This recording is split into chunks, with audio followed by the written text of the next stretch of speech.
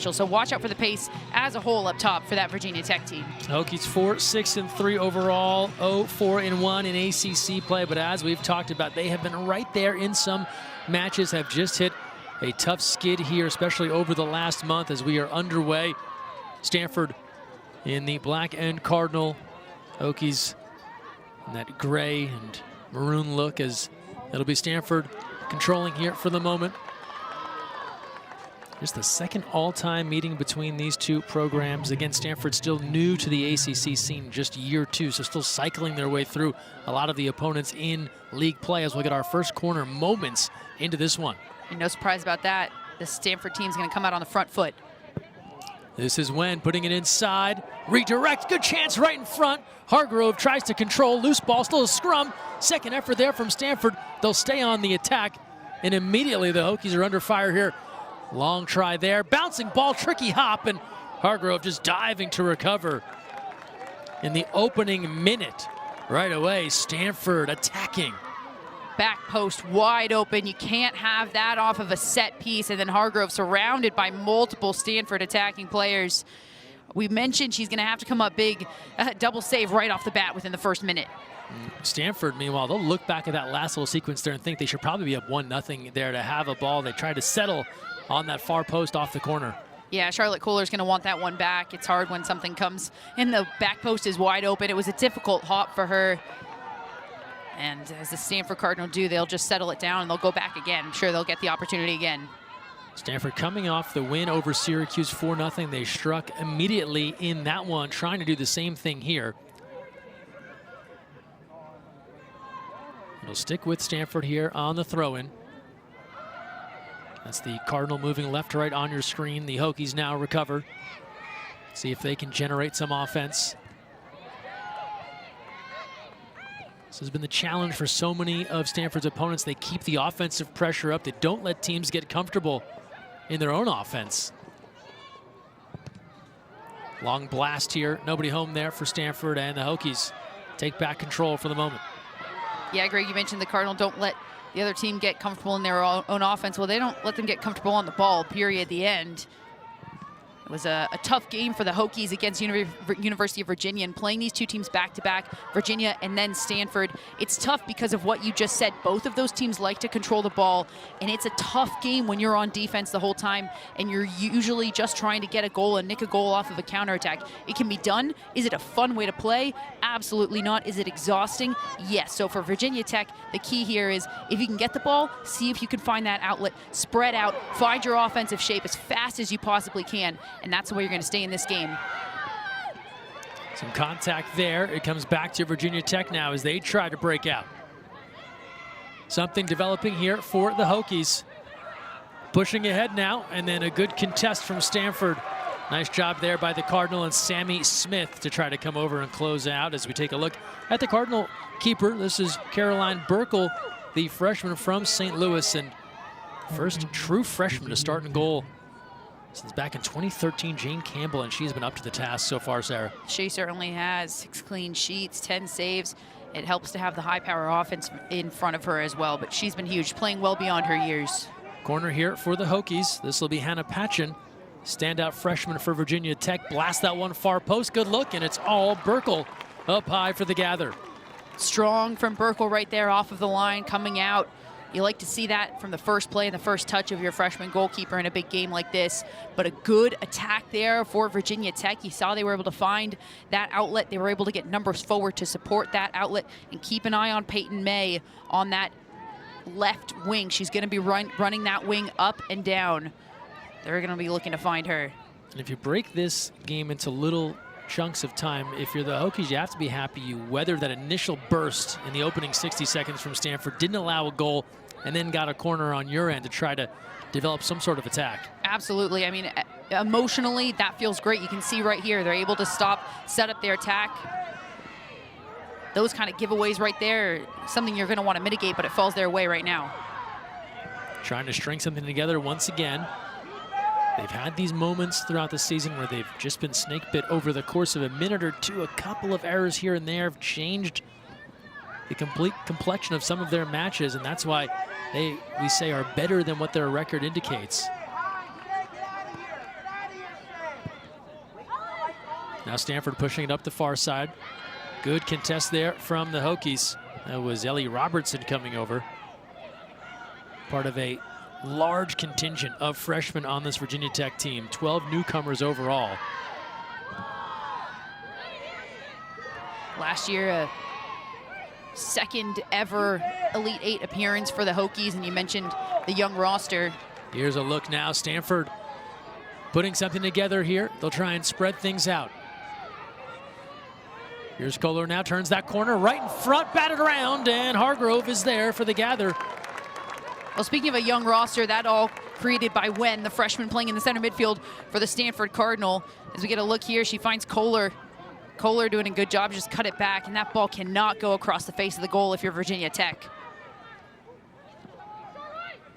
You mentioned the young roster, though, Greg, for Virginia Tech, and 3 out of 4 of this back line for Virginia Tech are freshmen. And coming off of a season where they were locked down to now moving into a back line where 3 out of 4 of your defenders are freshmen, it's been a growing process. And, you know, we spoke to head coach Chugger, as he's known, Charles Adair, and he said, you know, there's been some mistakes, and he does kind of chalk it up to youth, but hopefully that's something that they can learn and grow from. What a way to do it. First Virginia and then Stanford, and this team is certainly looking like they learned a lot off of that Virginia game. Yeah, if you had to have one part of your lineup be all youth, you might not pick defense, right? But this is what they have. Absolutely. I think that's the last piece of the lineup I might pick to be youth. You want some young attackers, and you want some strong leaders in the back line. And it just is more for Lauren Hargrove, goalkeeper, graduate student in the net. Joel Chung now on the corner again, going far post, little long, off the hands and in. Hargrove had it, couldn't hang on, and Stanford strikes first, 1-0. Oh, Hargrove's going to be disappointed in that, but Stanford, that is exactly how they drew it up on the training pits, and that's exactly what you want. Back post, heading it back across the face of the goal, the most dangerous ball in the game of soccer, across the face of the goal. As we get a look here, far post, beautiful job by Freer to head that back across, and then easy work for the captain, Elise Evans. 4th goal on the year for Evans, the senior from nearby Redwood City. And we saw Stanford in the opening moment have an opportunity to settle a ball in traffic, couldn't put it away. They didn't miss this time. No, they did not. And that's actually, funny enough, something that head coach Paul Ratcliffe said about this team. I mean, you hear the stats, you see the stats about this offense, #1 scoring offense in the nation. You don't expect when you're talking to head coach Paul Ratcliffe for him to say, well, what we need to work on is capitalizing more. We're the #1 offense, but we should capitalize more. But that's what he was talking about, Greg. That first opportunity, he's probably standing on the sideline thinking, hey, that should have been a goal. And as they make a run into the postseason that they hope to do, those are the kind of things that could be difference makers in games. This time they put it away, and that was center back to center back, might I add. That was center back freshman Lily Freer to her fellow center back senior Elise Evans. And he wouldn't be an elite coach if he didn't have something he wanted his team to work on that common fan thought was completely taken care of. Yeah, absolutely. I mean, even I was stunned when we asked him that question, and his response to what he wants to work on his offense seemed like the last thing on the list that he might say. But that might be why this Stanford offense is rolling so much. Ellie Robertson a little slow to get up there, trying to walk it off a bit. Could hear the staff on the sidelines asking Ellie if she's okay. Seems as if she'll stay on. Robertson will control here. And that entry blasted back out near midfield. Long run there for Arango, could not gather. And now Stanford back to work on the offensive end. Trouble here for the Hokies. Something developing for Stanford. They'll try and keep it here on the attack, just a missed connection there.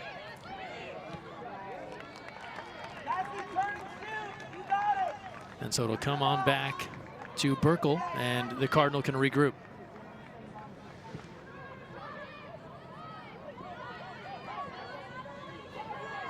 One 0 start here for Stanford. Elise Evans, our first goal of the night. Look at our shot numbers here, Stanford. A couple of threats here early on, and then breaking through with the Evans tally.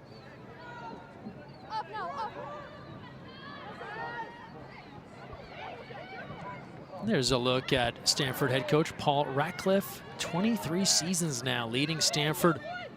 3 NCAA championships. Just perennially has this team now, not just in the postseason, but deep in the postseason. An expectation to arrive at the College Cup is really where things are at with this program. Yeah, absolutely. Expectation is, I think, is the perfect word for it. And we know this team was disappointed losing in the semifinals in the College Cup, not making it to the final last year. And it really does feel like, you know, game 1 of this season, this team came out as if they were in mid-season form, and it feels like they've got a chip on their shoulder. And now turning up the heat once again. Deflected. A battle for it. Stanford sticking with it. This one looped up and over the cage. But we'll stay down this end here. Hokies looking a little disjointed on defense right now. A little bit of last-ditch defending, as we call it. Just trying to get the closest body to the ball and throwing themselves at it. It takes the leader right now to calm themselves down, find their shape. Already the 3rd corner here for Stanford. This one now near post, batted away by Hargrove, but it'll stay in here for Stanford. Quick flick, the second effort's there. Stanford just that fast, 2-0. What a response here from the Cardinal. Shae Harvey putting it away. Well, #1 offense for a reason, and wide open is Kohler. She finds Harvey. What a look from Kohler, one touch outstretched, and then Harvey, a great job there to put it away back where it came from, near post. That's that last-ditch defending as compared to a shape for Virginia Tech. We're gonna take a look at this, it seems, looking for an offside call. But that's that last-ditch defending we've seen too many times already. Young into this game, what, 10 minutes, almost 11. Virginia Tech have left so many players open in the box. So we will take another look at this one. As Sarah noted, as it is currently called, 2-0, Stanford in front. So perhaps looking to see if there was an offside.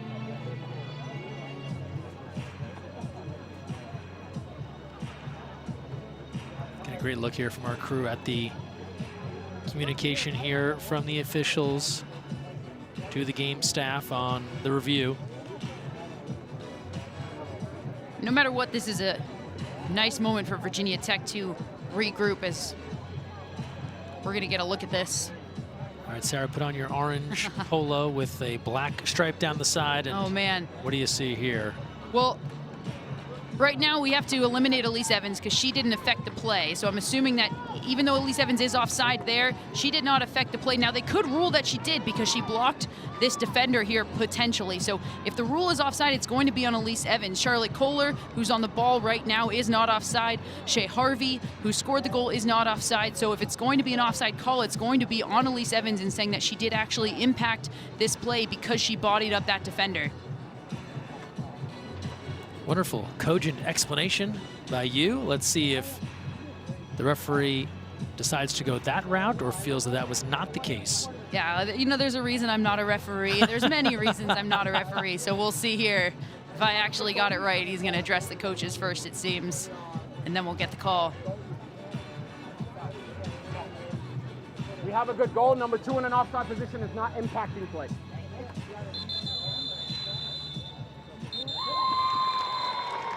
So Stanford has their goal confirmed. Shae Harvey, the goal scored, no offsides ruled. That is her 2nd goal this season, and a 2-0 lead for Stanford. Shae Harvey having a good couple of games, coming off 2 assists against Syracuse in their most recent game. That was her first multi-assist game of the season as well. One of the 4 captains here on the Stanford Cardinal team. Actually now both goals scored by a captain, Elise Evans and Shae Harvey. It's Andrea Kitahara and Miyabuta who are the other 2 captains, both of them on the bench right now. Turning to the leaders here early on are the Cardinal. And Harvey, a known goal scorer, had 5 last year, so certainly someone that can put it away. And it's just, when it comes to the Cardinal this season, they have had no lack of balance and depth when it comes to goal scorers. Yeah, to say the least. And I mean, we talked about this already, how many different goal scorers, and that's what's so tough with this Cardinal team. I mean, you want to shut down, of course, the top goal scorer in Jasmine Aikey, but when you do, it opens up everybody else. And 12 different goal scorers, 15 different points contributors. It can come from literally anywhere, and they can score from anywhere, from outside the box, from inside the box. Right now, if you're Virginia Tech, you just have to focus on, if I'm inside the box, I need to get a body on a player right now, and let's start from there. Throw in here for Stanford as they're back on the offensive attack once more. Little lead pass here towards the goal, chipped up, and Hargrove is there. Tough start for Hargrove. She'll certainly want at least one of those back. And tough days for a lot of teams that have come here to Stanford, as you see the record since 2014. Pure domination from the Cardinal. Yeah, last year Stanford was unbeaten in their last 36 home openers dating back to 1989, made that 37 this year. However, they did snap a 34-game unbeaten streak. That was Duke who came in and snapped that last year. Look at this number, Sarah. 15 goals in the first 15 minutes of matches. 2 tonight, and obviously that's a great way to win your fair share of matches, but from a confidence standpoint for Stanford, and then just dejection for the opponent, they feel like they've been taken out of the game right away. Absolutely. I mean, we can even flash back to their most recent game against Syracuse. They scored within the first minute of that game. Talk about feeling like you've been taken out of it immediately, and that's what Stanford's going to do. They're going to control the game, and they're going to control it from the first second. And it really is emotionally winning the game even before the first half has ended. And great teams know how to control a game, and for Stanford to get off to such a strong start in each game, I think it puts them, it takes so much pressure off of the team, and it just puts it on their opponent. Bouncing ball there for Burkle. She's able to gather up, and Stanford can do what they've been doing so much this season, go back to work on offense. And those strong starts allow Stanford to do something like this, because this is a possession-based team. And now you're up 2 goals. Hey, even if you're up 1 goal, you don't have to force it. You can find the open player. You can play it around. They're forcing it a little bit. Perhaps that's something that they'll go watch some film on. Maybe they want to swing it back the other way. But it means you can take your time on the ball now, which is just another way for the other team to feel pretty dejected. And Coach Chugger Adair, he talked about it during the week, just with the way things have transpired for this team. They're in a funk. He said it's hard to get out of that when you've had the losses that this team has. And you know, obviously the energy, the effort is there, just hasn't resulted in victories. Yeah, you take a look at their schedule, a 2-1 loss against the number 19 North Carolina, 1-0 against Louisville, 2-1 against number 16 Wake Forest, drew 4-4 against NC State, and then the most recent 2-1 loss against Virginia. And at a certain point, it's hard to keep focusing on the process. You just kind of need a result to help you feel better. Trying to put something together here. Good look inside, but the Stanford defense holding tough. Hokies will try to keep it in on the attack. They'll retreat a bit to the middle third.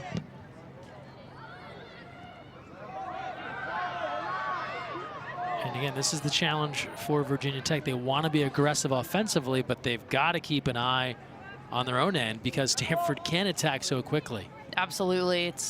It's always a balancing act when you're playing this Stanford Cardinal team. And for Virginia, you want to attack, but you don't want to play balls into the back line that you could give away so quickly. The name of the game right now is keep the ball, play the smart pass, but it's hard when you're down 2-0 early on. You want to play that long ball. You want to get in behind because you want to get one back quickly. So finding that balance for the Hokies, yes, we can have urgency, but we don't have to be nonchalant with the ball.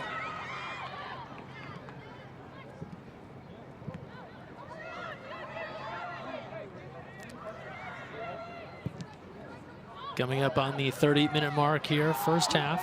Just about 15 gone by. Stanford has it back now. Here come the Cardinal. It's Kohler on the near side. Send it across in front, all the way to that far post. Had a couple of lanes potentially there for Stanford. Nothing doing, but they'll keep it in.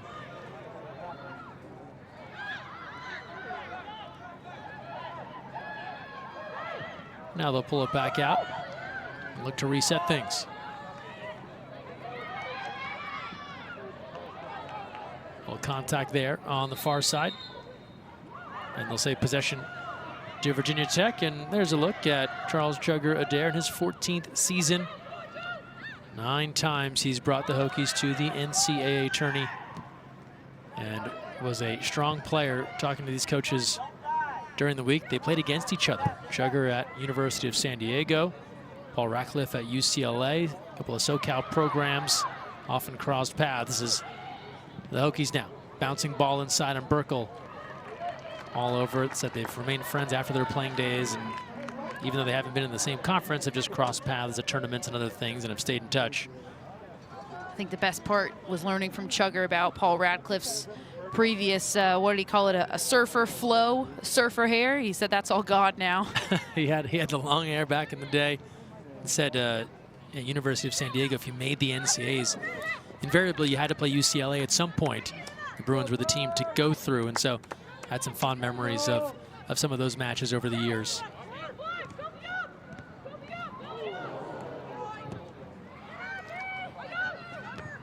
Hokies do a nice job trying to clear that one away, but Stanford brings it right back in with Jung. And you hit on it now. The Cardinal can be pretty selective if they want. They get that early cushion, 2-0. Absolutely, and that can be just as hard defensively as well. I don't think it's just mental. I do think that running on defense is just physically harder as well. Obviously, there's a mental aspect to it, but when you're running a lot, especially if you're going side to side, back and forth, because that's what the Cardinal will do to you. They'll swing it from one side, they'll swing it to the other, and they'll wait for that hole, and then they'll go.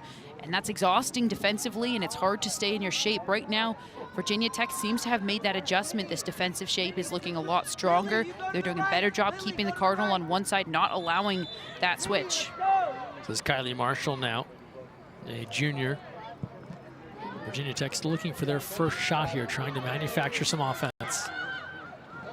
Foot race to the ball. Hokies are there first.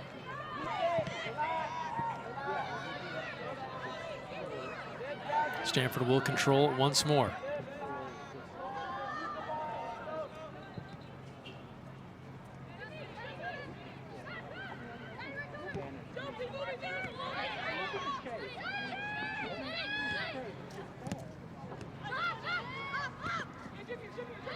Stanford regrouping once again.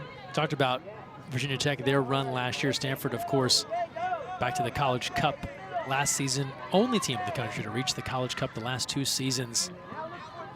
But still kind of off the radar a bit. Picked 5th in the ACC preseason poll. I know we still have a ways to go here before the postseason, but perhaps they've surprised a few folks with how strong they've been this season, or polls mean nothing, I'm not sure. Maybe a little bit of both, you know. I mean, you look at the ACC and just how strong it is. I mean, we've mentioned already a few times Virginia is the #1 team in the country right now. They're 3rd in the ACC right now. So polls mean something. Standings in conference mean something. What we do know right now is that this ACC conference is just absolutely massive. You mentioned the College Cup last year. That was the first time in Women's College Cup history the ACC sent all 4 teams to the national semifinals. That was Duke, North Carolina, Stanford, and Wake Forest. North Carolina ending up winning it all. But whether Stanford was undervalued or just this ACC conference is just that strong, we'll never know.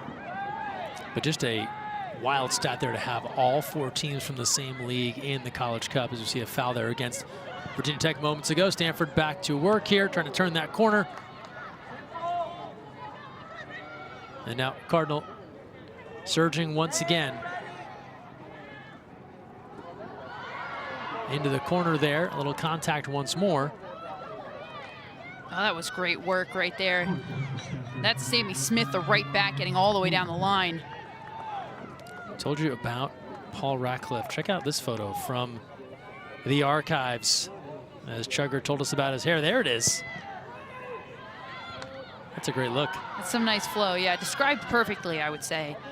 I love these old school Adidas throwback uniforms as well.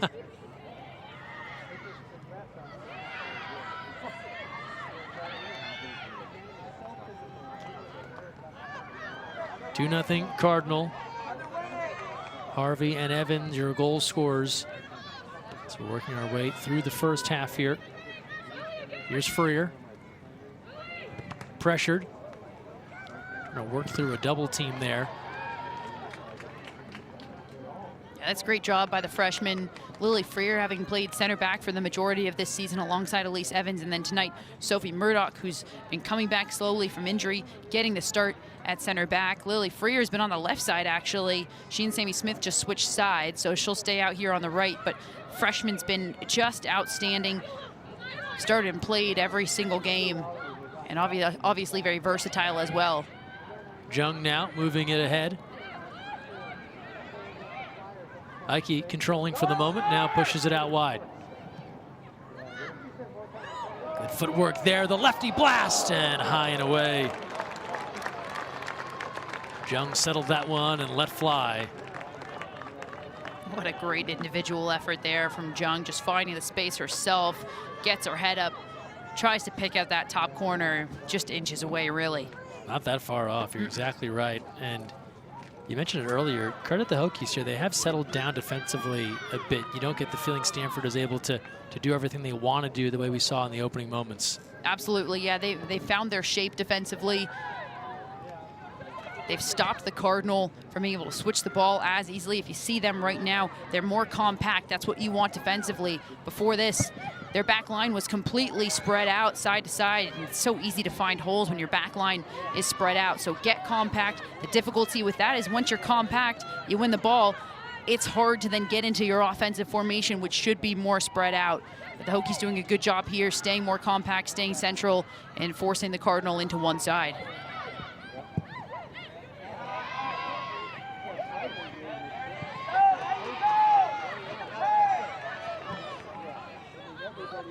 Here's Freer, the freshman from Illinois.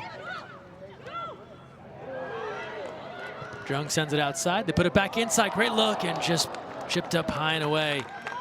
Good centering pass there. Spotting Harvey. Just couldn't get it down. Yeah, Harvey wanted the brace right there. That's a good find. Kohler then picks her head up, back and away. That's what you want. That's what you're taught. Take it end line, get your head up, put it back and away towards the penalty spot. Shae Harvey just couldn't quite get the chest over it, skies it over. Look at what Stanford is doing. Shots per game, and when you look at the rankings, they are just amongst the best, not just in the conference, but in the country in so many categories. Goals a game, a lot of those numbers we showed you at the top of the broadcast.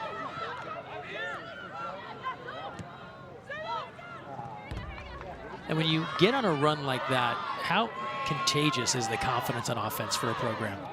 Oh, I think completely, and I actually think that's what has been weirdly a little difficult about the schedule most recently for the Cardinal, because they played and then they had about a week and a half off, and then they played a couple more games. They had a week and a half off again. And when you have momentum on offense, when you have that confidence that just bleeds throughout the team, you want to keep it, you want to keep going. Yeah, it's nice to get rest, but momentum is everything in sports, and it's everything in soccer. So I think it's been a little harder for this team to find a way to keep that going in those dead moments, and they seem to have done a great job. The schedule in general for Stanford, pretty favorable from a travel standpoint. I think the move to the ACC, so much of the conversation around airplanes and hotels, and if you're Stanford, they've had some technical road games, but only 2 trips to the East Coast this entire season. They, of course, hope for more come the postseason, but that's a very favorable schedule when your only other road games are across the Bay to Berkeley or down to SoCal. Yeah, absolutely. They seem to be pairing everything really well. For example, they went down to Florida. They played Florida State and Miami all in one. They're going to package that together. Similarly, it seems other ACC teams are packaging the Stanford-Cal games. You go to Cal, you come to Stanford, or vice versa. But it means everything also in terms of recovery. I mean, you don't think about how much of a toll it takes on the body to travel, but especially as you get more and more minutes and later on in the season, it becomes almost the biggest factor. How fast can you recover? For the Stanford team to mitigate that throughout the season, it's going to do them wonders come the postseason. Here's Mitchell. She's been quiet thus far. Far post look, bodies on the turf. Hokies calling for something. And Virginia Tech in disbelief that there is not a call in their favor. And possession will go back to Stanford. Yeah, when hands go up like that, my only assumption has to be that the Hokies were calling for a handball. I didn't see a foul on the Stanford side. Obviously, a foul here is called on the offensive side on the Hokies, so the Stanford Cardinal will take over. But that's a good ball in, put it in a dangerous spot, and that's a better look there for the Hokies. I think a lot of this game is being played in Stanford's attacking half, so the Virginia Tech defensive half. And if you're Virginia, you know you're not going to have a lot of time in your own attacking half. When you do, put it in a dangerous spot and see what can happen. I like that there from the Hokies. They're trying to adjust their strategy here, falling behind early 2-0. The most controversial saying in soccer is 2-0 is the most dangerous lead. I think you fall on one side of the bracket. You either love that and you subscribe to it, or you hate it and you don't.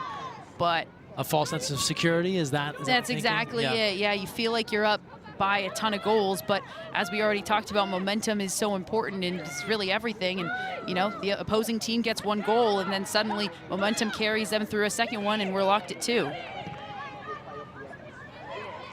I won't divulge where I fall on that. I don't want to give away any of your trade secrets here. So Stanford pushing the issue here as Aikey pulls it back out.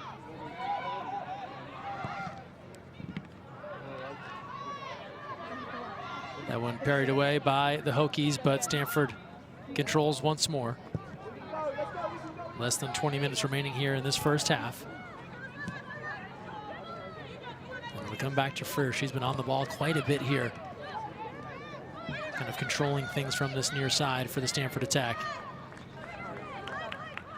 That's a good step in, a good read there from Julia Tepes, one of the freshmen in the back line for the Hokies. The Hokies right now playing kind of a deep back line, and that's allowing so much space in the middle of this field for the Cardinal to work it around. They're playing that deep because they know a ball over the top.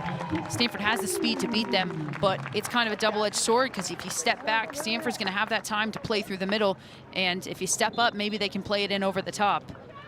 What depth here for the Cardinal as they bring on Brooke Holden, the freshman, but then some names Cardinal faithful will know. Mia Buddha making her way back from injury, just her 3rd match on the year. Preseason watch list for the Mac Herman Trophy, and then was out for a stretch. And then Andrea Kitahara, one of the captains of this team, the 5th-year senior, also coming on. Yeah, Andrea Kitahara scored that first goal against Syracuse, technically the game winner as Stanford won 4-0. We saw her go down, happy to see she's totally fine and got that brace on the knee, running around with the captain's armband. But I think my favorite stat line I've ever seen is hers from that Syracuse game. 1 goal, 0 minutes played. That's efficiency right there. Yeah. Get in, get out. But in all seriousness, as you mentioned, a collision with the keeper in that match. Uh-oh, keeper out here, trouble. Hokies, what defense? Oh, saving the day for the Cardinal. Coming back, keeper out of the cage, and Stanford covering up well. That was impressive stuff from that Stanford back line and what looked to be a golden opportunity for the Hokies to get one back. Yeah, I certainly felt like it was just meant to be. We were waiting for that ball to hit the back of the net. Elise Evans in the perfect position, knew exactly what to do with her keeper out. And now she's just going to settle this team. Such a leader on this squad, 2-time captain last year as a junior and now this year here as a senior. Such experience, certainly a name I think we're going to be hearing for many years in the women's soccer world. This is Kohler. Good look inside. They'll try and turn and go. Looking for some reinforcements now as Hokies are chasing the ball.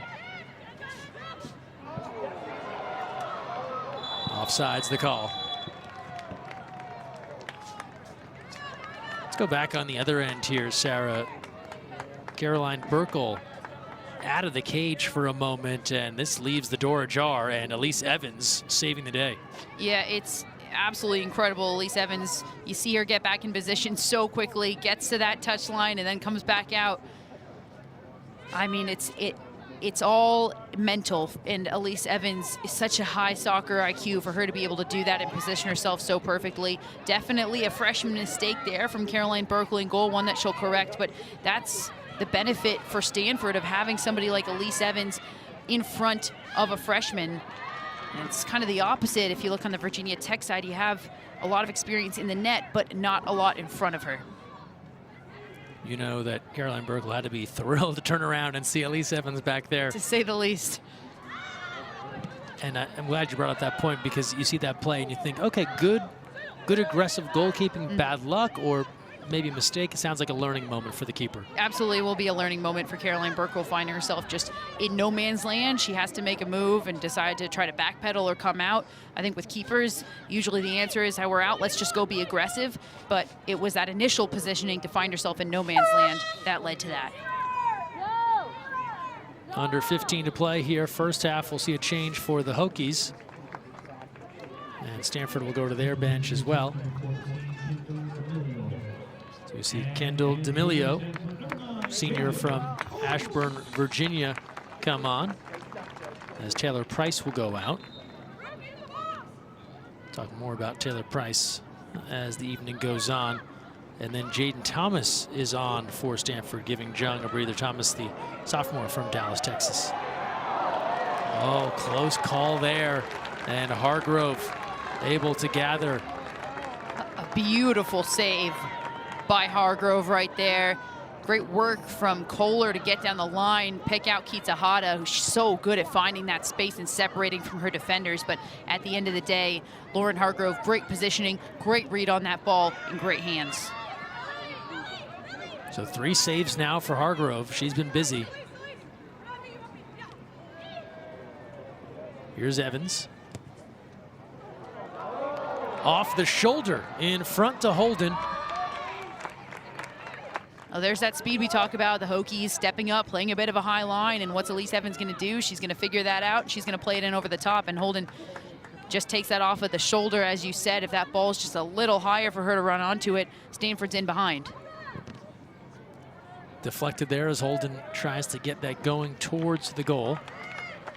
But it accomplishes the mission here for Stanford, as it'll keep the pressure on this Virginia Tech defense and set up another corner here for Stanford.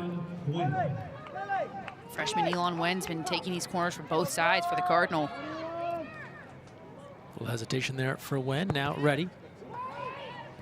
Goes right in front, and the Hokies able to get it out of harm's way for the moment. It'll come right back to Wen.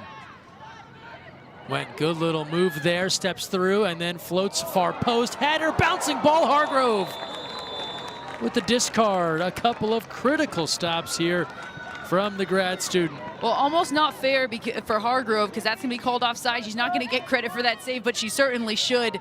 It's selflessness really from Wen, because we've seen her score from that distance, from that angle, and instead she chooses to pick her head up, pick out a teammate, and a beautiful cross in. Even better save there that she's not going to get credit for Lauren Hargrove. I'm with you, Sarah. That's not fair. Not fair at all. Should go down at least half a save. I would agree. For making the effort.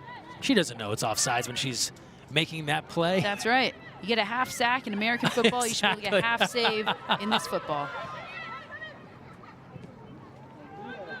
As we're nearing the 10-minute mark in this first half, one that has been controlled by Stanford. They struck early and often to build this 2-0 lead.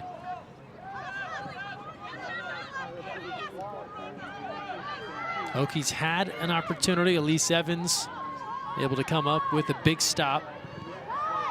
And that's where we're at here.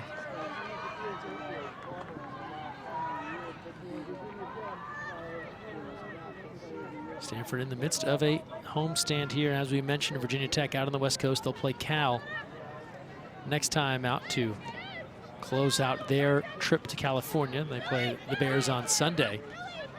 Look around the league later on, but Cal, big result today, drawing level with Virginia. Certainly a huge result in the ACC standings as well. Mentioned Virginia sitting at 3rd. Cal really needed that point as well. They were sitting just with 8 points right now with that tie, all the way up to 9, tied with UNC. First sends it in, on the ground once more, and the Hokies, a nice job there on that back line.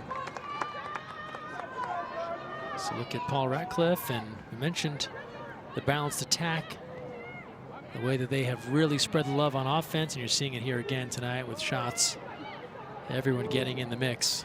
everyone getting the mix, and it should be noted, not just starters getting in the mix, and that's part of what's so dangerous here about the Stanford Cardinal. You can send subs on, but the flow doesn't change, the cadence doesn't change, and how dangerous they are doesn't change either.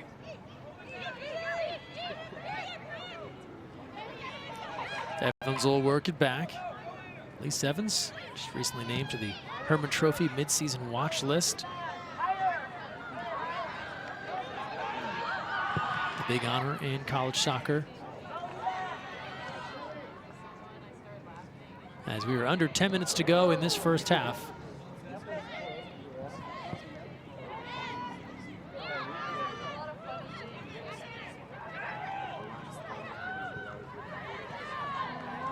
Stanford again doing such a nice job really controlling possession here in this first half. Yeah, absolutely. It'll just take the wind out of your sails if you're playing against a team like this and playing with the lead. Stanford can do this. Just work the ball around. And it's patience, and patience can, when it's done right, it can appear very easy. It's actually very, very difficult to do because, you know, you swing the ball around once, twice, 3 times, it starts to feel like, okay, what are we doing? We're not going anywhere. But this team has so much patience. They're going to wait for the right pass. They're going to wait for the right moment. This is Anna Weir controlling here on the near side, trying to get around that Stanford defense, looking to turn that corner. Runs into a double team. You want to stop on the corner? Perhaps the Hokies can string something together here on the attack. There's a look at Weir, the junior from Georgia. She's been a key piece on offense for this Virginia Tech team. 5 goals this season, 4 a year ago. So we'll see Samantha de Guzman come on, and Ella Valente will go out, and then Taylor Lewin is in. So we're doing the job, putting the pressure on Stanford, and now she'll get a breather, and Lewin checks in. This is certainly an important set piece, and a great job from Anna Weir to win that corner kick. When you're in a game where you don't have the majority of possession, set pieces become that much more important. Second corner for Virginia Tech. With 8 minutes to play in the first, trying to get one back. Here's Patchen. Comes middle. Dealt back outside. Hokies desperate to keep this in.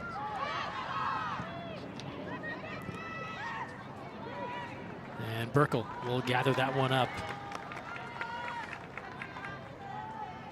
Yeah, that one a little bit difficult. That one fell to the feet of Julia Tepes, who I think had more time than she thought that she had. She was surrounded by a lot of players, but she did have a moment to maybe pick her head up and pick out a pass, and she just kind of sends it long, hoping to put it in a dangerous area.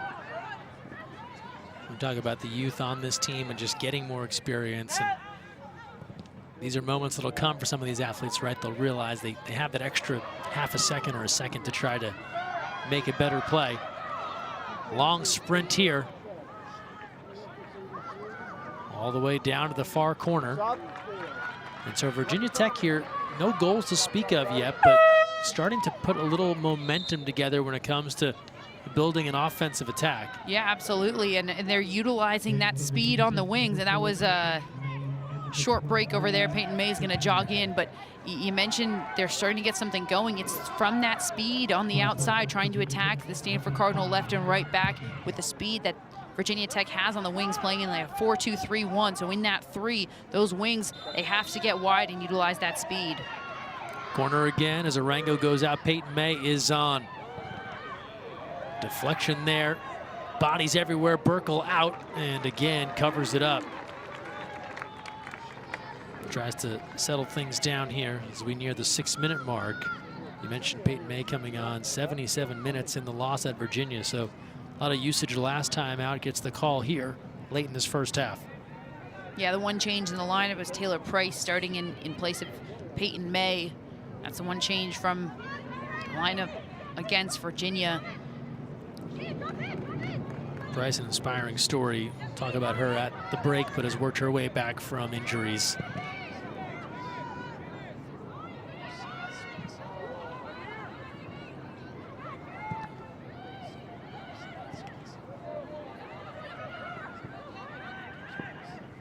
Here's Virginia Tech now.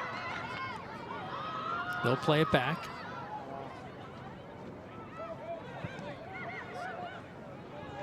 They put a couple of corners together. No goals to speak of, but a little more pep in their step here as they try and get one back. Look inside, Burkle, all over it. That was good work on the wing down that right-hand side for Virginia Tech. Yeah, it was a little slow, but they can start to build from that. It was a nice step over, a good read, coming in behind, and again, utilizing those wings. Those wings are where they're going to be most effective, I think, against this Stanford team who's just had that middle absolutely locked down. So starting to utilize the left side, the right side more, and it just needs to be a little bit faster. Under 5 to go in the first.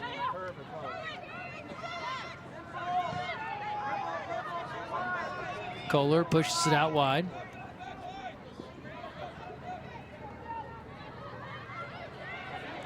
Good turn there. Aikey putting on the speed. Tries to slip that ball inside. Defender down. Stanford keeps it up.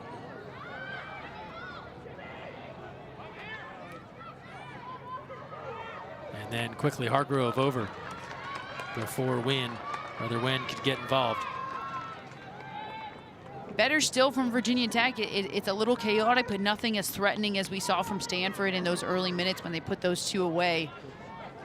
It's just one thing and then the other, right? First, it's find that defensive shape, lock it down. Okay, well, they seem to have found that. Now how can we start to mount an attack? And that's kind of the next step that Virginia Tech is starting to come into as we near closer to halftime. And if they continue to grow into the game like this, I do expect a pretty fiery Virginia Tech team to come out in that second half.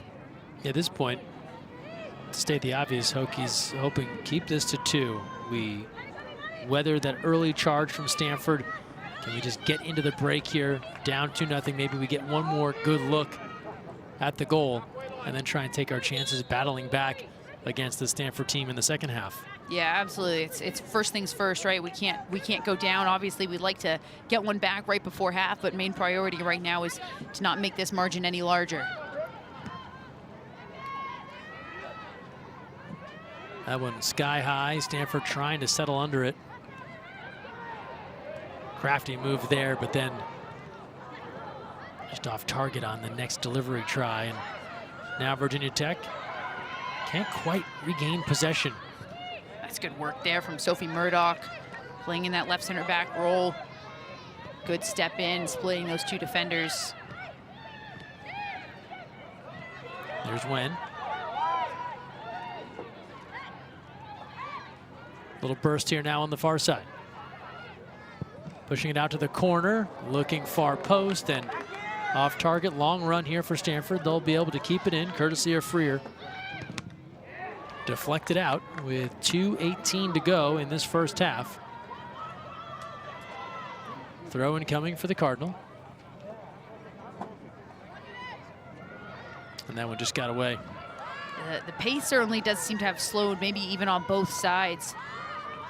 And whether that's intentional or not from the Stanford Cardinal, it is a tactic that could be utilized. I mean, they're really just taking the wind out of the sails of this entire game, slowing it down, making it almost lulling Virginia Tech into a sleep on defense, and we'll see if they can capitalize on it now.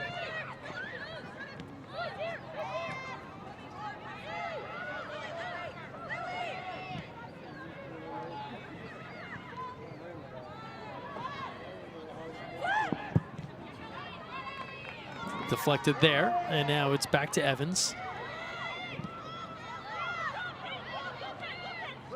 And over to Freer as we come up on 1 minute and 15 seconds to play. That ball gets through, keeper out, trouble just off the mark. They had an empty cage and couldn't put it away, and Wen knows there was a missed opportunity. Certainly a missed opportunity. That's Brooke Holden first. That ball just moving a little too slow as she comes in. Wen's there to pick it up.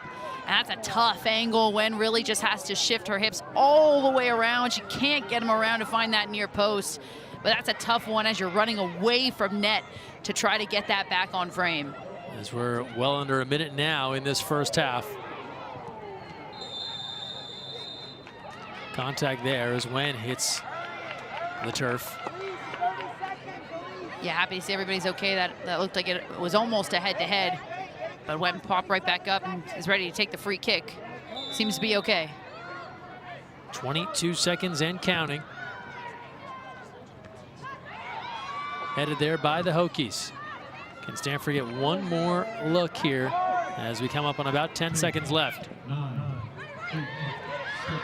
Freer now sends that through.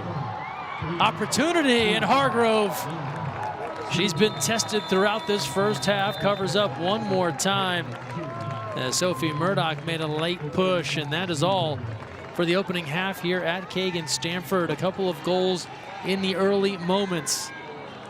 Evans. If they can squeak their way into the tournament, hey, anything is possible. But right now, the focus is here. They've been battle tested. They know how to do this. Hey, they went down 2-0 to Virginia. They got one back. We know they can do something like that. So we'll see what happens. And we are underway here in the second. Hokies moving left to right on your screen. We are live from Kagan Stadium on campus, Stanford University. Thanks for joining us here. ACC action. So if you're Virginia Tech, we showed you all the numbers that showed Stanford's offensive advantage. What do you imagine some of the conversation was like with Chugger and the crew at halftime? I think it's pointing out the good things and the changes that they were able to make on the fly. That's part of the beauty of soccer, right? You can't call a timeout and have your coach sort it out for you. You have to sort it out yourself. And they did a great job of that, especially defensively. I mean, if you look at this, they haven't allowed a goal since the 11th minute. And ironically, holding Stanford to just 9 shots is actually pretty fantastic considering what they've done against other opponents. So it's pointing out those positives, and then it's saying, hey, we've had our opportunities. Let's just find some more of them. We're absolutely in this game. We've grown into this game. We know we've got some pace on the wings. We know we can score. Let's exploit it. I mean, this is a team that averages 2.23 goals per game. They can score. If you're averaging more than 2 goals a game on the offensive side, you're not short on goals. They know they can put the ball in the back of the net.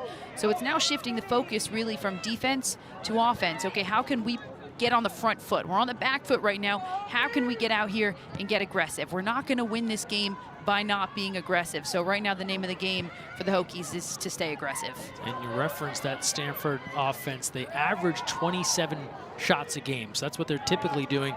9, crunch some numbers right, has them a bit off their pace. So something for the Hokies to try to build off of.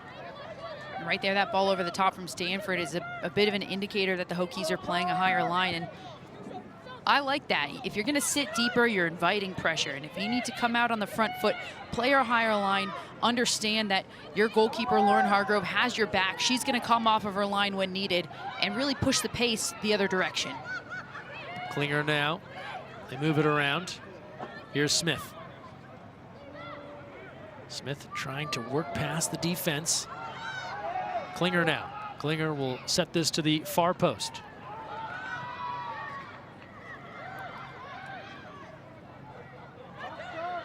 Stanford keeps it in. Good battle there from Virginia Tech. It's a good step, and you can feel the urgency. You can feel it right now already from Virginia Tech. Well, if you're the Hokies, you've been in such tough spots here. A good little turn now. Excellent defense there from Stanford. But if you're Virginia Tech, right, you haven't won since August. You've lost matches, unfortunately, every which way. Why not crank it up a bit and see what you can put together? You're already down 2-0, not much left to lose. Exactly, why not try? And that's exactly what happened there. That was Natalie Mitchell who scored the goal in their most recent game against Virginia. She's somebody, the ball's at her feet, anything can happen, and she almost makes it happen right there. Corner for Virginia Tech, their 4th. And a good opportunity early here in this second half. It'll come in short, drops right inside, dealt back out to where it came from. She'll send it right back in and right to the waiting hands of Caroline Burkle. Great start to the second half here for Virginia Tech, getting the ball at the feet of your top goal scorer, Natalie Mitchell, leading this team. 6 goals, 4 assists. She's got 16 points on this season. She's a workhorse, really. She's surpassed 5,000 minutes in her career. She's started every game she's played for Virginia Tech, and she's the type of person, as I said, all she needs is kind of a half chance, and she can make something of it. And that's the kind of thing, that's the kind of energy that's going to bleed throughout your team. So we get an offside call. Stanford's going to take over. Weren't you just tired reading 5,000 minutes? Yeah, right? That was truly just so much Truly. time. Excuse me, I think it said Stanford's going to take over. The offside was on Stanford. Virginia Tech's going to take over. 5,000 minutes, so they say you have to put in your 10,000 hours. Yes, exactly. Yeah, I think she's pretty close. Bouncing ball here, little contact, Burkle out, and there once more. But hey, we're not even 5 minutes in right now, and already I think the Hokies have had the ball in their attacking half more than we even saw in the entirety of the first half. So they're on the front foot. They've got the energy underneath them. This is a great start here for this Virginia Tech team. Yeah, a completely different beginning to what we saw. Remember, the opening 5-10 minutes of the first half was all Stanford. They scored in 2 in the opening 15 minutes. So credit the Hokies for coming out energized here and now putting some pressure on the Stanford defense. As we say that now, Cardinal starting to work their way with Harvey. Little missed connection there as Harvey thought she had some help from Aikey. Yeah, these are the moments you can't get down, though, if you're Virginia Tech. You're not going to squash the Stanford offense. It's just not going to happen. But what you have to do is just try to mitigate it, try to make it as least dangerous as you possibly can, force them to the outside, don't let the crosses off. Here's Smith. Deflected, and Hargrove is there. Better once again, Virginia Tech keeping Stanford outside of the 18. Both of those goals for the Cardinal came inside the box. I mean, even inside the 6, really. So they're keeping them outside of the 18. And now they're going to try to play their game. They're going to build out from the back.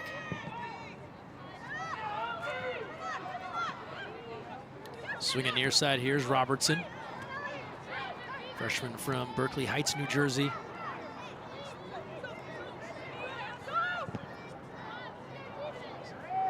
And now pushing ahead, here's Aikey. Aikey's there with the gather, and a save is made. Hargrove. Aikey had all kinds of room to operate there. Clean look, and Hargrove with the stop. Yeah, and Aikey scored that already on the season, but this is what you're inviting if you're Virginia Tech. This is exactly what we were talking about. You're playing the high line. You're inviting those balls over the top and through to a goal scorer like Jasmine Aikey, but you have to do that, and you have to put faith in Hargrove. 5th save so far tonight for Hargrove. Did a nice job reading that one. That ball started tailing away, and Hargrove all over it. Comes in again, and she's there to pull it down.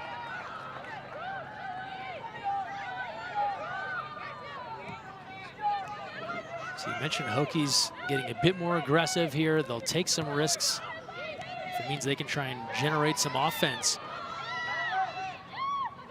Milan Wen now with the takeaway. Good contest there from Virginia Tech.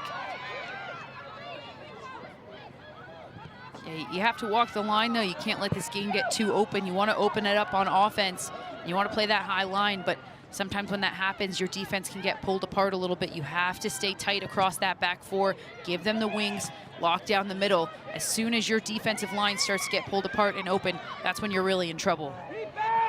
Sending that ball ahead, looking for a run here from Ella Valente, but Stanford backline able to cover up.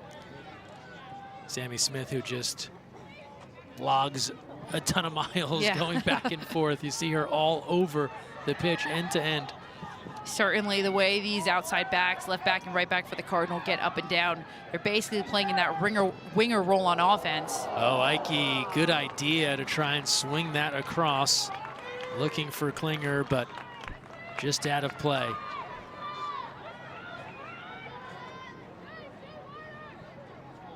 See this developing. Great wide shot here, Sarah. Yeah, beautiful angle that we got here, and Klinger just cuts it in.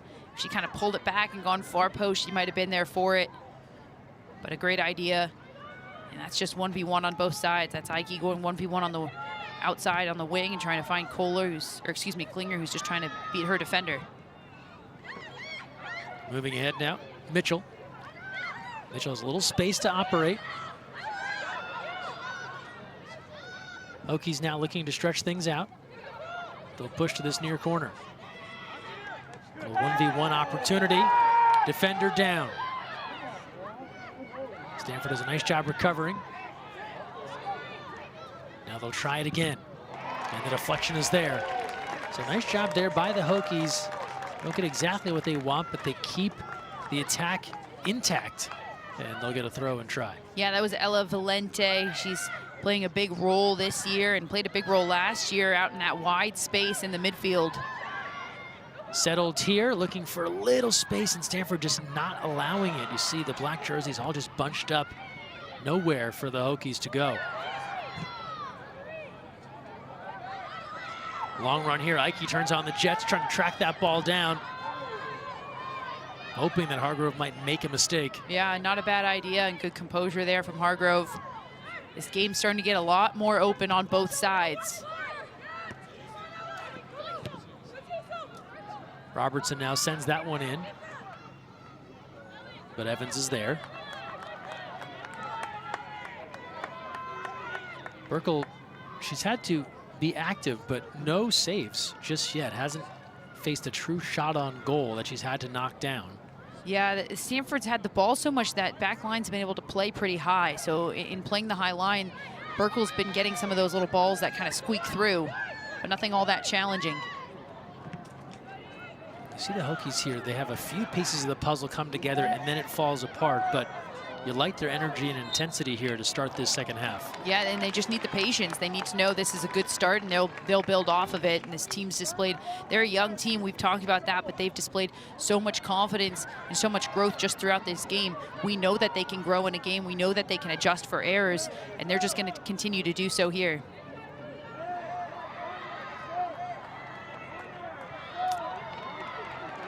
So that one goes out of play beyond the touchline, and it's back to Hargrove and the Hokies.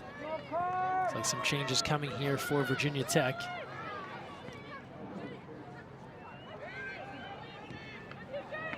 Dangerous pass there. Harvey takes it away. It's Klinger now. Harvey sends this one in. Over the top. Great look. Oh, they had two different potential Cardinal that could have put a foot or a head on that one, and instead it goes out of play.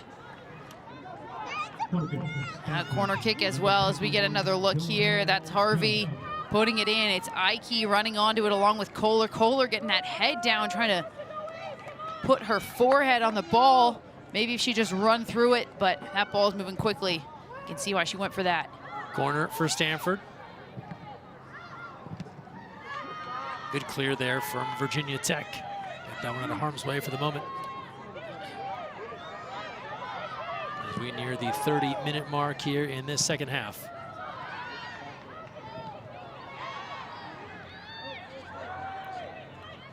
Cardinal battling and just taking possession back is Eleanor Klinger, the sophomore from Cleveland.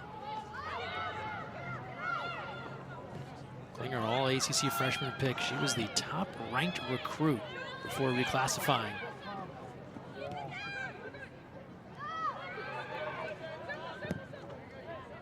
That's what has made Stanford a team that annually threatens for the College Cup, because even when star players move on, they have some of the most elite recruits coming in behind them. To say the least, it feels like the recruiting classes just keep getting better and better and better for this squad. You mentioned it already. I mean, there were 3 high school Gatorade Players of the Year in the freshman class last year, and then you see the talent that's coming already this year.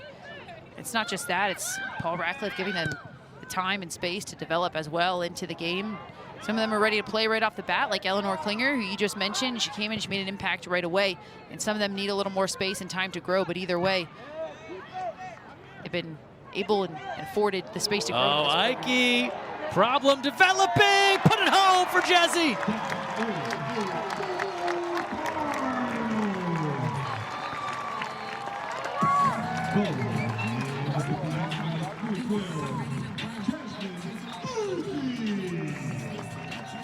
Jasmine Aikey, she leads this team in goals and points for a reason, and all she needs is one opportunity.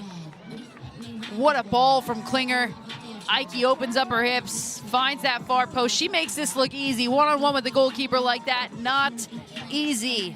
And she finds that side netting. Jasmine Aikey, Jazzy as they called her, as you called her. She's the type of player, she can be quiet all game, and all she needs is one moment, just like that. She can play midfield, she can play defense. Paul Ratcliffe has said she's playing in that center forward role this year because goals are important in soccer and she can score. And hey, we see it right there. Now 5 games straight where she's tallied either a goal or an assist. Her team leading 10th goal, working her way back from injury a year ago. Had the first 17 matches under her belt before a season-ending injury, and they're thrilled to have her back. You see how critical she is to what this team can do, the senior from right here in Palo Alto. And a 3-0 lead, and another night where Stanford scores at least 3. We mentioned that their average 4 goals a game tops in the nation, and 1 away from that mark.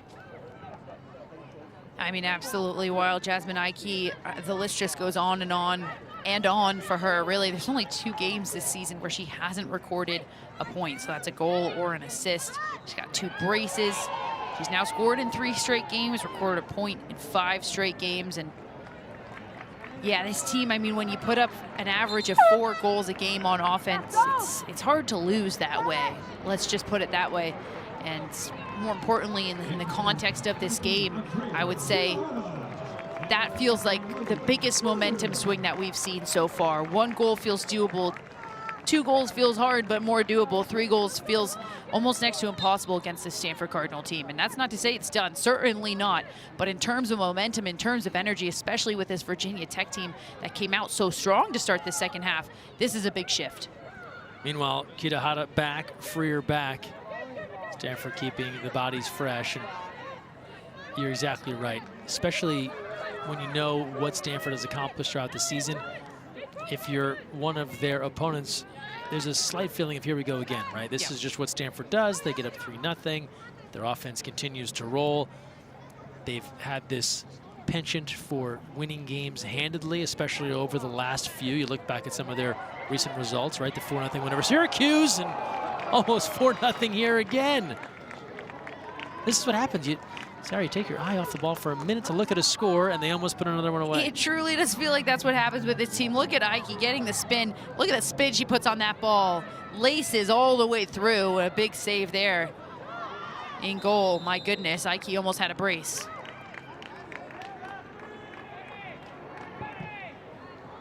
Long look inside here, in front, bouncing ball, score it!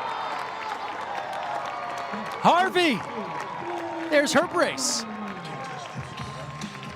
Speaking of a brace, as you say, and you can't take your eye off this team for a second. You can't let up for a second. Ball all the way in, and that's Harvey 1v1, using the height, getting the positioning, backing away right where it came from. It seemed as if Hargrove was maybe screened out there or thought that was going to bounce out of play. Yeah, I'm surprised that it went in the goal. I would agree. I think it really does seem like maybe her view was obstructed by a defender or so. That ball kind of slowly rolling into the net, but beautiful placement there from Harvey. It's hard to stop a shot, no matter what type of shot, if it's headed for that side netting. Shae Harvey with the brace. And this offensive tear just continues for Stanford. As now Lizzie Boima will come on, the sophomore from San Diego. Cardinal now 48 goals on the year. They keep their average up. We mentioned the 4 goals per match coming in as Buddha heads out. And just the last few here, 4-0 in Syracuse, 2-0 Boston College, 6-0 at Pitt, and now looking at another 4-0 here. Now again, we showed you the standings, right? So you know where those teams are. Mm-hmm. But there's something to be said for doing what you're supposed to do. Absolutely, and you know, they say good teams play to the level of their opponent, and great teams, they always play it at their level. And this is a Stanford Cardinal team that I think the most impressive thing about them this year has been their consistency. And I think that that's the mark of a great team. Nice little chance here for the Hokies. That's deflected. And now Stanford can try and get on the run once again. Here's Kitahara. One of 4 captains on this team. Boima now, Kitahara. Moving in, showing off the footwork, tries to turn that corner past the defender, spots Aikey. Aikey, how about that first step? And then a blast, and it's wide. Well, you said it, Greg. How about that first step? That touch absolutely perfect from Aikey, setting herself up so well. We've seen her score from that angle before. That time, she just can't get the hips around. She sends it a little wide, but a beautiful touch there to set herself up.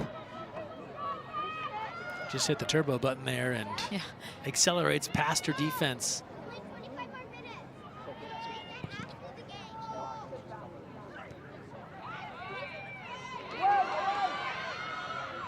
Evans plays that back to Burkle. We've talked about momentum a few times here tonight. As good as Virginia Tech started the second half from an energy standpoint, now you feel Stanford has just wrestled. Complete control, complete vibes away. They put another in. Oh, wide. That would have been a ridiculous delivery. Yeah, that certainly would have been one for the highlight reel. We'll get a look at this here. Kitahara just doing it herself. Take the end line. And Klinger, with her hands basically on the ground, almost gets that one. But you said it, Greg. It does feel like Stanford is just taking the reins and they're just starting to roll. And for Virginia Tech, you know, you have to stop and you have to notice the patterns, right? Because in the first half, Stanford scored in the 7th minute and the 11th minute. So that's 2 goals in, what, a 5-minute span that Virginia Tech allowed. And then here, pause here. Aikey, nice little look through. Looks like she was trying to spot Noe Johnson, who just came on, the freshman from Oakland. And that leads the ball this way. Taylor Price. Price trying to get past Boima. Good contest there by Lizzie Boima. Well, you see the speed. You see how dangerous this team can be down that right-hand side. A good contest, as you said, from Boima. But again, we talk about the Stanford Cardinal scoring 4 goals, and this is a Virginia Tech team that can score more than 2 goals on average. So this is nothing to be scoffed at whatsoever. And a lot of bright spots here for this Virginia Tech team. Still plenty of time to play. But this Stanford offense really is something else. Corner. It's Patchen. Sends it out in front. And Stanford is there. Keeper is all the way out. So getting very aggressive here because any sort of miscue there would leave the goal wide open. So we'll see contact. Boima down, back on her feet now. Let's get a second look here at the contest. And contact there, a little push in the back, then a hand up around the face. And officials now talking to Patchen. Yeah, a nice award, a conversation with the center referee. Patchen, speaking of a bright light for this young team, a young player right there, Hannah Patchen, midfielder, freshman. Her head coach in Charles Adair has said that he sees her really moving into that number 10 role in the future. He was so impressed with her ability on the ball, with her vision, with her soccer IQ, and just her ability to create something on the field. Again, you mentioned 11 freshmen. She's one of them. There's 3 freshmen that have played and started in every single game. And that's a lot for a lineup to have 3 true freshmen starting every single game. That's half of the people who have started every single game. There's 6 players on this team that have started every game. 3 of them are freshmen. She's been such a bright light. She's become almost a leader on this squad, and we're excited to see, you know, what she can do in this collegiate career. She's one of those people that comes in and already has a great head on her shoulders, almost like she's played collegiately before. Yeah, Chugger calling her a future leader for sure, and someone that just puts her head down, is willing to learn and work, and is getting the opportunity here. That's been a part of the challenge for the Hokies. We touched on it earlier. This much youth, there's just going to be some growing pains, and he's mentioned it, a lot of turnover from a stellar run last year, 14-6-3. They get all the way to the Elite 8, falling to Duke. Knew that it would be challenging with some of the personnel lost and then just some of the youth. So this season, some tough sledding, but building towards a promising future. Absolutely. I mean, just to go back to the point I was making before there was an opportunity, it's exactly what you just said. And when we were talking to Chugger, he was saying that there's a lot of youth, and that's what he attributed to a lot of the goals. And we're looking at the patterns here. In the first half, Virginia Tech allowing 2 goals in 5 minutes. In the second half here, allowing 2 goals in 3 minutes. So you look at that and you have to say, okay, well, it's not talent. It's not what they have on the field. That's a mental breakdown right there when you see the pattern just appear like that in this game. And that's what he said to us. That's how they've been scored on throughout the season. And that's youth right there. If you look at that, you know that that comes from youth, and that'll go away. Gonna have to play through it in some respects to get that experience. Johnson now Kitahara here. Beautiful theft. Takeaway there by the Hokies and Ellie Robertson. Yeah, that move from Andrea Kitahara, I would say, works about 99% of the time, and that was great defending there, 1v1 for Virginia Tech.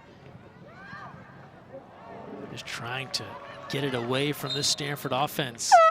Easier said than done, as we'll see a change once again for the Cardinal. And Brooke Holden will return. And Aikey will take a breather, having done some damage in this one, as she so often does. So many players on this Stanford team consistently getting big minutes in games, and that's something that, you know, talk about this Stanford team having their eye on the prize, and it does feel like the expectation that they'll make it back to the College Cup, and it seems like it'll be a letdown if they don't. And so when you talk about a postseason run like that, the more players you have that are comfortable in the flow of the game, comfortable in a game situation, comfortable in big moments, and playing with their teammates on the field, the better off you are. They say benches win championships for a reason, and this Stanford bench is not just really deep, they're also getting a ton of experience early on here in this season. Nice little give and go there for the Cardinals, surging in and hitting the outside of the net. We talked about the recruiting for Stanford and how it's just become a situation where year over year they continue to get some of the most elite athletes. That's not just a theme for women's soccer, but so many women's programs on campus here at Stanford. You think about women's soccer, women's volleyball, women's water polo. They are pulling in the top-rated athletes in clusters, and it allows them to constantly be ranked in the top 5, constantly vie for national championships, and then success begets success. It just continues to become almost self-fulfilling. There's still a lot of hard work happening. Don't deny that part, but these things help, certainly. Here's a try, and another! Put it on the board for Brooke Holden. Well, speaking of recruiting class, speaking of freshmen, the local Brooke Holden from Alpine, California, just one exit down the 280, puts away her 5th. She had a brace in her debut. She plays the number 9 for a reason. It's big shoes to fill coming in for Jasmine Aikey, but she's certainly up to the task. 5 goals in now 12 games for the young freshman, and what a way to start your collegiate career. And that'll make you want to jump around. Holden with her 5th in this freshman season. High fives all around, and it's all smiles for Stanford. They are rolling to win number 10 and ACC win number 4 at a critical point in the season. Brooke Holden's one of those players, I mean, we talk about, for example, we were talking on the Virginia Tech side of the ball about Hannah Patchen, and a player that's come in almost just exactly ready to play. It's almost like she'd played collegiate soccer before. That's how ready she felt, and Brooke Holden is one of those people on the Stanford side. Cardinal not taking their foot off the gas by any means. We have a new keeper in for Stanford. Kaya Joda has come on, the sophomore out of Pasadena, California in Southern Cal. Her 7th appearance, and there's a look at Kaya. Not to beat a dead horse here, but we talk about the Stanford depth, and now Kaya Joda's in. She was a member of the Philippines senior national team, earned a spot on the 2023 World Cup roster. That's not the youth national team. She went to the World Cup in Australia and New Zealand just 2 years ago in 2023.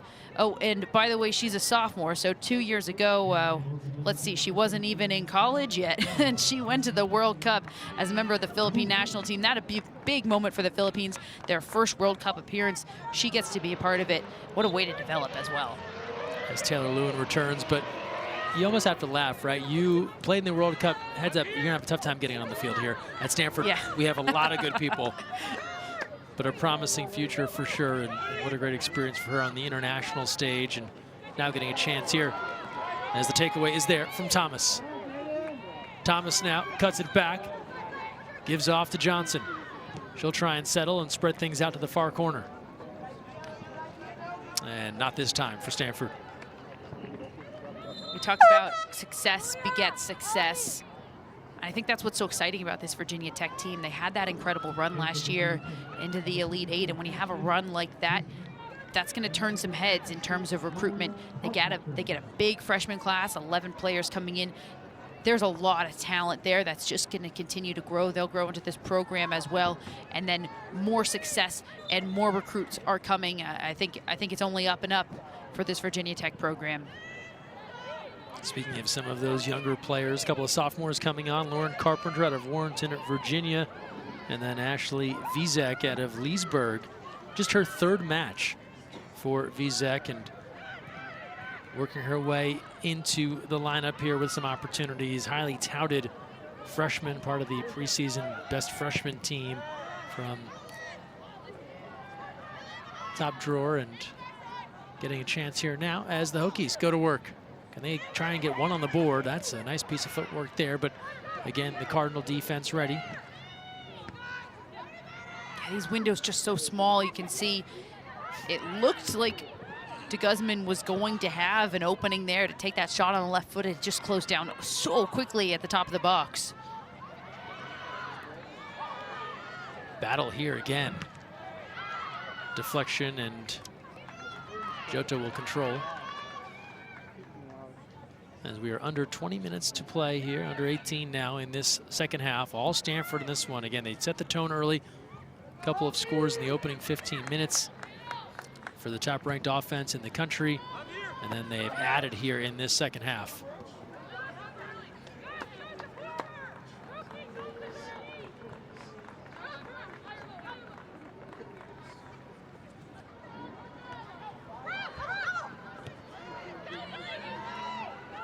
Here's Johnson.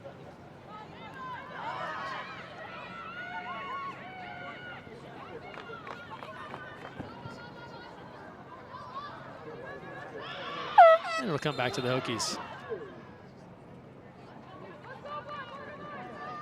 Yeah, a little disjointed there from Stanford, and again, you can feel the energy from the Stanford Cardinal here. This is a team that knows how to play with the lead. I think it's a specific skill that teams have to know how to and be comfortable with playing with the lead. You don't have to force anything forward, and they just enter this mode.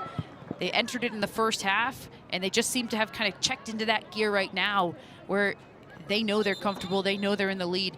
They're not going to sit back and invite pressure, but they're not going to force anything unnecessarily either. They're just going to take control of the clock and take control of this game.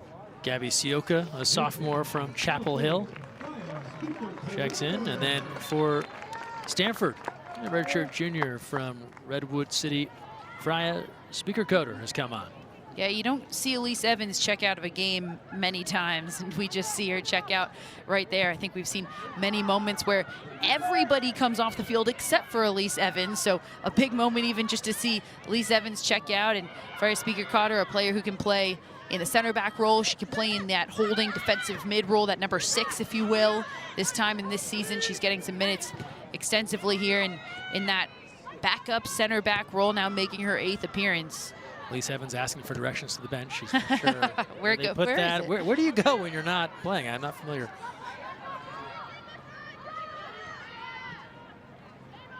Coming up on the 15-minute mark. Well, huge one coming Sunday here, Sarah, at Kagan. We saw the result, ACC play earlier today, Virginia and Cal, surprising their 2-2 draw. That's a big result for the Bears, but UVA, they stay in the Bay Area. They'll be here on Sunday. They'll be here on Sunday. It's the one everybody has circled on their calendar, right? The number 1 team coming into Kagan Stadium to play the number 3 team in the nation. It's also an ACC matchup. Ridiculous that that's a conference matchup, by the way, but here we are, and we are so lucky to get to witness it on this field and in person. That'll be 1 p.m. Pacific time on Sunday. Oh, it's sure to be a great one. You've watched the film, and you've seen a lot of UVA matches, and you'll be on the call on Sunday, but what do they do so well that could present a challenge for such a talented team like Stanford? I think what's so fun about it is that these teams are just so similar. What they do well is actually exactly what the Stanford Cardinal do well. They both have very high power offenses. They don't allow goals, but I think where UVA might have the edge on Stanford and what's going to present a challenge is that defense. before this Cal game, UVA had allowed 3 goals on this entire season. That's 2 that they allowed against Cal, but that's still 5 goals across this entire season so far. So that defense is locked down. It's strong. It's a veteran defense. That's going to pose a very different challenge than what they're coming up against here tonight with a lot of youth. So a veteran defense, a lockdown defense. You could almost say it's the #1 defense in the country against the #1 offense in the country. It actually statistically is exactly that. And that's going to be such a battle. 2 very storied programs, 2 programs that send so many incredible players forward to play for the U.S. Women's National Team, for the NWSL, for the WSL.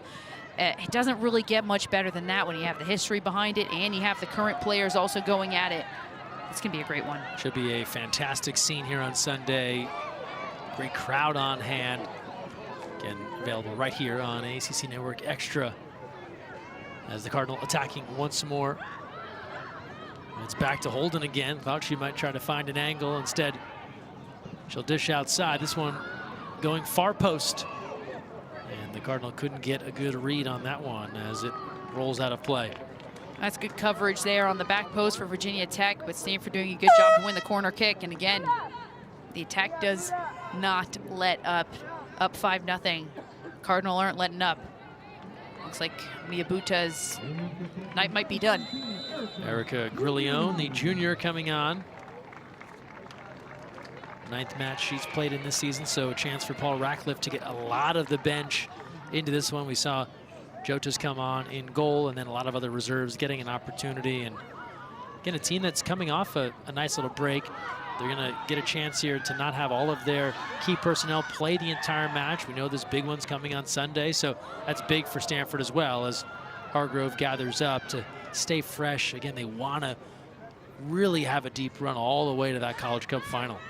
And keeping those starters fresh is huge. It's really like a double win. It's a win-win for the Stanford Cardinal because you get a lot of players in the game. You get them comfortable in game situations just in case you need them later on. And also your starters get to rest, but it's the good kind of rest where you come on the field, you find that momentum, you get in your groove, but you don't have to put a full 90 on your body. And I mean, a college season is grueling. It really is. And once you get to the end of the season, for example, you look at the Cardinal last year, they had center backs just dropping like flies, and sometimes you get to the end of the season and it really does feel like, okay, well, who's got players left standing? And for the Cardinal, it really bodes well to make sure your players are rested. Good move here, a little step through, and that one is out of play.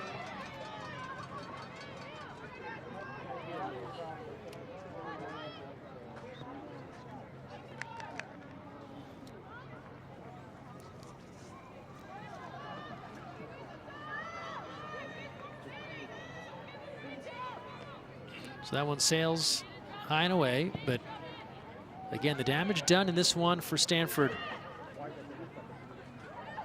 Told you all about that balance. 5 goals, 4 different goal scorers, led by Shae Harvey with 2. Elise Evans got us started way back when. Aikey and Holden. And if you're Virginia Tech, just 1 shot on goal, just 2 shots overall, compared to 17 shots for Stanford, 11 shots on goal.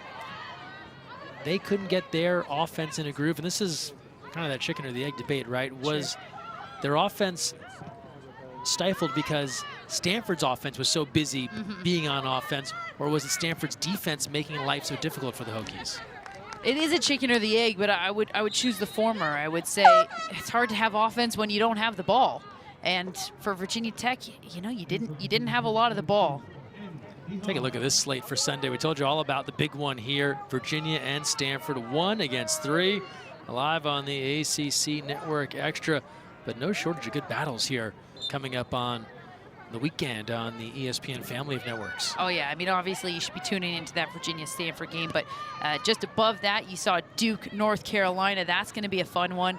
We talked about who made it to the College Cup last year, and it was Stanford, Wake Forest, Duke, and North Carolina. And North Carolina beat Duke in that semifinal, and it's going to be a grudge match with even more behind it, if you can imagine, between UNC and Duke.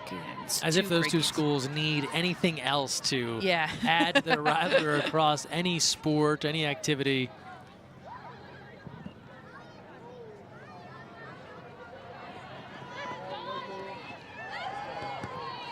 deflection there. That was Boama again. She's showing off the speed here, trying to generate something for the Cardinal as we were under 10 to play in this one.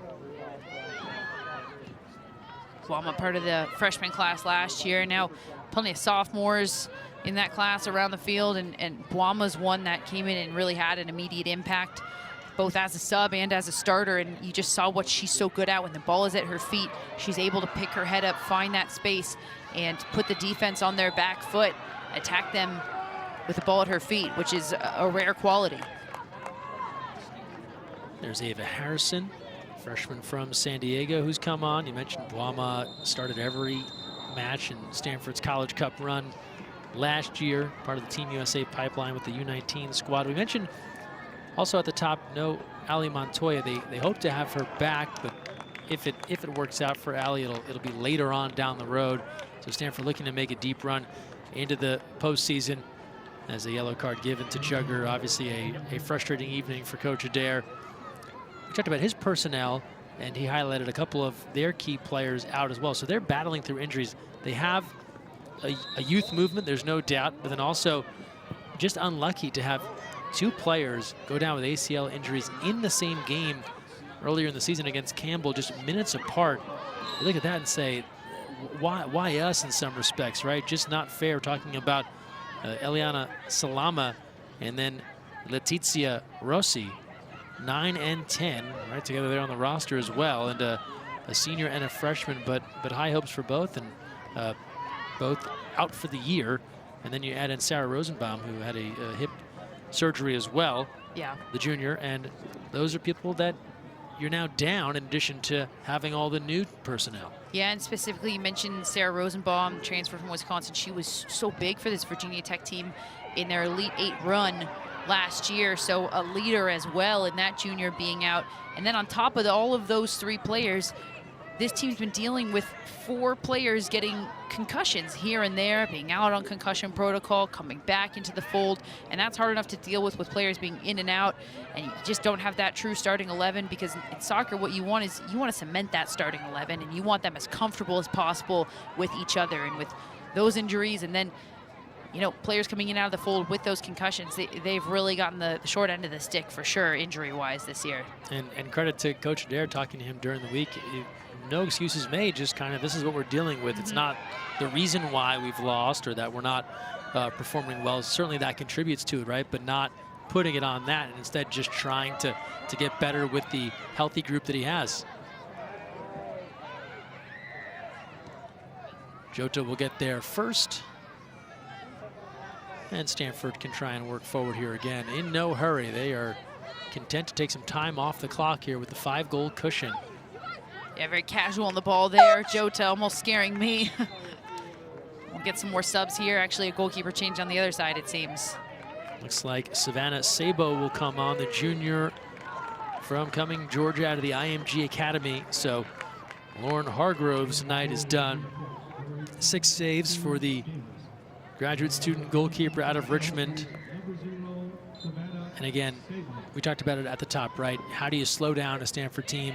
Well, the goalie will play a big role, but we know, especially in this sport, it isn't all on the goalie as well. Many great goalkeepers have had their hands full against a team like Stanford. Oh, absolutely. I mean, they say it has to go through 10 people before it gets through the goalkeeper, and that's exactly it. And I like to think of the goalkeeper really as in conjunction with the back line. It's not a separate 4 and then a 1.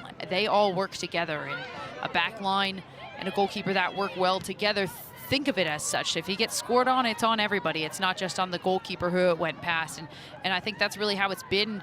That's how Stanford have scored in this game. It's not just been a breakdown in the goalkeeper. Actually, on the contrary, it's been Stanford players finding themselves 1v1 with the goalkeeper, with Lauren Hargrove. And unfortunately for goalkeepers, when an attacking player comes up 1v1 against a goalkeeper, more often than not, the ball's going to go in the back of the net. I think you can see that with Lauren Hargrove in the season last year. Obviously, we mentioned 4th best single season goal against record in Virginia Tech history. That was .78. They had 11 clean sheets on the entire season. So that speaks to not just Hargrove, but the entirety of the back line. And then this year coming into today, 1.65 goal against average, which, by the way, is still fantastic.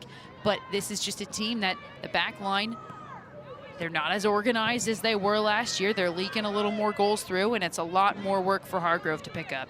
You could see Hargrove on the side there, just frustrated.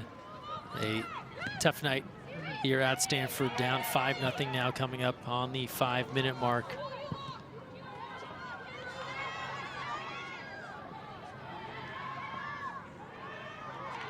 So we told you about what's ahead for Stanford Cal. They will, or rather Virginia Tech will play Cal. They'll go across the bay to Berkeley, take on the Bears on Sunday as well. For heading back home, they've got Duke and Notre Dame coming up, as this one will play back.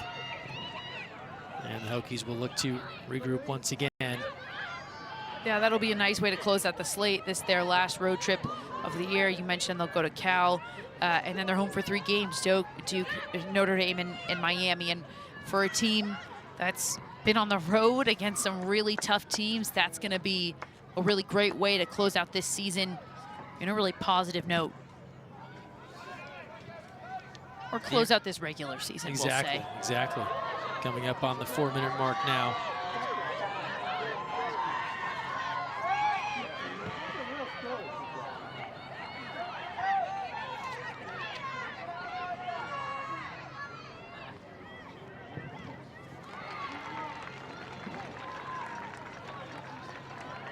Beyond the cage on that attempt. There's Logan Smith, a senior from Boise. Or Boise, depending on your Idaho allegiances. Corner coming. Little short one, bouncing wide of the goal. That's been a big difference in this game as well, as we get a look at this. Across the face of the goal. Just can't get there. Freer on the back post. That was Noe Johnson. You see right there, flicking it on. That's been a big difference. Stanford have been dangerous on those set pieces as compared to Virginia Tech, who haven't really at all. I would say 5 corners for Virginia Tech compared to Stanford's 8. You want to see Virginia Tech get more than just 1 shot on goal when you have 5 corners. Willie Pantaleo coming on now, a freshman from Michigan. Offsides the call here. Well, we talked about upcoming schedules. Let's give you some visuals to work with here. Sunday, UVA, the Cavs in the house right here on ACC Network Extra. Then the Florida schools for Stanford. So they've got Florida State and Miami. Those are both on the road in the Sunshine State before they're back home to SMU. And then they close it out with a trip across the bay to take on the Cal Bears. And then for Virginia Tech, we mentioned they're in Berkeley on Sunday, and then back home they've got Duke, Notre Dame. As they work their way towards the end of the regular season, they'll close out with Miami on October 30th. As we near the 2-minute mark here.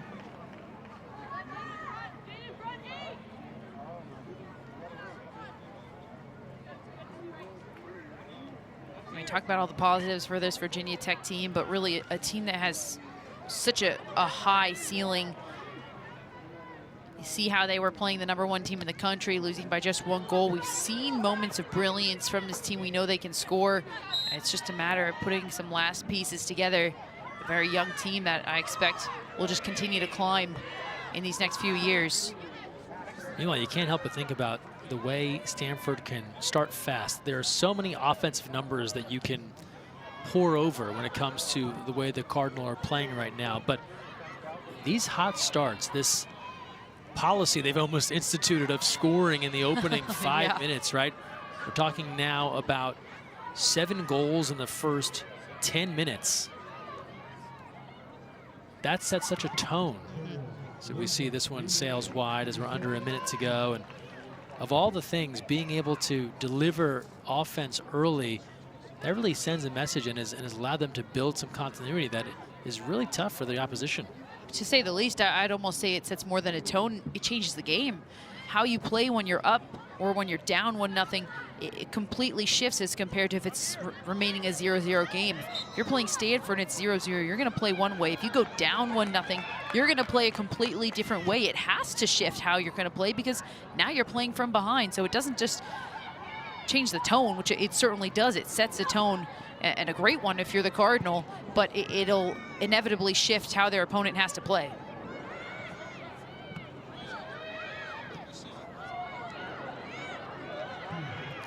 Final 10 seconds in this one. Virginia Tech, one more try, and that is all. Another dominant showing for the Stanford Cardinal. The number 3 team in the land improves to 10-1-1. And this offensive machine rolls along now 4-0-1 in ACC play. They drop 5 goals. They improve upon their nationwide leading